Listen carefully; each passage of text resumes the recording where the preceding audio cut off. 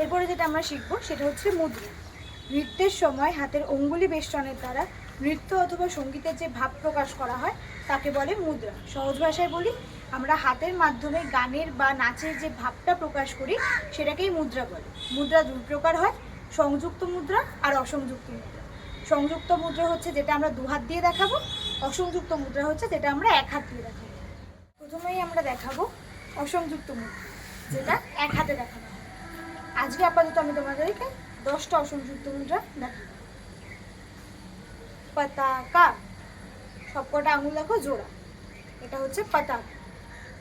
তারপরে ত্রিপতাকা, আমাদের রিং ফিঙ্গারটাকে আমরা ডাউন করব, এটা হচ্ছে ত্রিপতাকা। তারপর যেটা দেখাবো সেটা হচ্ছে কটাকা মুখ, এটা আমরা প্রত্যেকটা নৃত্যেই কম বেশি ব্যবহার করি। তারপর যেটা দেখাবো সেটা হচ্ছে আলাপদ্যম, এটা ফুল দেখাতে আমরা ব্যবহার করি, আলাপদ্যম। তারপর যেটা দেখাবো সেটা হচ্ছে মুষ্টি, দেখো প্রত্যেকটা আঙুল বন্ধ। তারপর আমরা আমাদের বুড়ো আঙুলটা তুলে দেবো, শিখারাম, সূচি, তাম্রচূড়া, কপিত্থা, মৃগশিষ্য।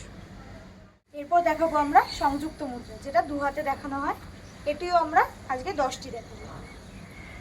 স্বস্তিকাম, অর্থাৎ দুটো পতাকা মুদ্রাকে একসাথে রাখা, স্বস্তিকাম।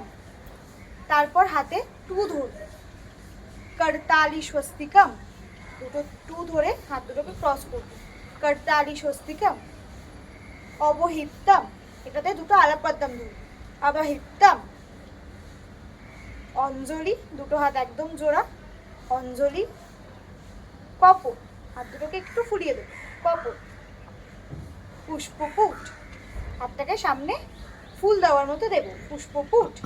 তারপর লেফট হ্যান্ডটাকে রাখবো, রাইট হ্যান্ড থামটাকে রাখবো, হাতটা বন্ধ করে দেবো, এই হাতটা উপরে তুলবো, শঙ্খ, এটাকে বলা হয় শঙ্খ।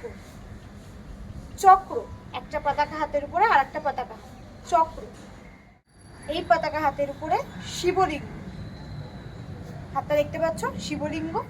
পাশ, দুটো ফিঙ্গারকে এরকম ভাবে আমরা জয়েন করি, পাশ।